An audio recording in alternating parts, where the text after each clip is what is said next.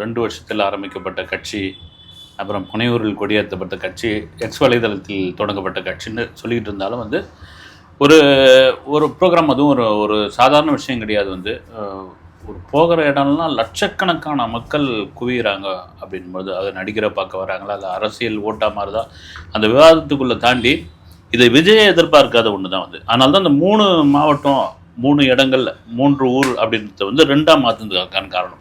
இப்போ என்னன்னா, சில இடங்களில் வந்து அவங்களுக்கு வந்து குளறுபடிகள், அவங்க போட்ட பிளான்லேருந்து அப்புறம் பார்த்தீங்கன்னா அவங்களே உட்காந்து அதை இம்ப்ளிமெண்ட் பண்ணி பார்க்கும்பொழுது, சரி இதுக்கு எப்படி மக்களுடைய வரவேற்பு இருக்குது, இதை எப்படி பண்ணலாம் அப்படின்னு.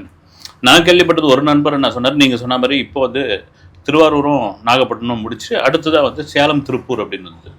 இப்போ சேலத்தில் பெரும்பான்மையாக வந்து அதிமுக தொகுதிகளாக தான் இருக்குது.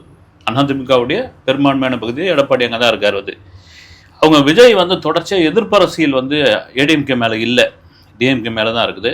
அதுவும் குறிப்பாக திருச்சியில் வந்து 2 அமைச்சர்கள், இங்கே வந்து திருவாரூர் ஒரு அமைச்சர், இவங்க பற்றி பேசின பிறகு அரியலூர்லேயும் வந்து போக்குவரத்து துறை அமைச்சர் பேசின பிறகு முதல்ல டிவிகே விசஸ் டிஎம்கே அப்படின்ற ஒரு விஷயத்தை கொண்டு வந்து நிறுத்தணுன்றதுக்காக இப்போ கரூருக்கு அவங்களுடைய பயணம் அப்படின்னு. ஏன்னா 30 விழா அங்கே தான் நடந்தது. அது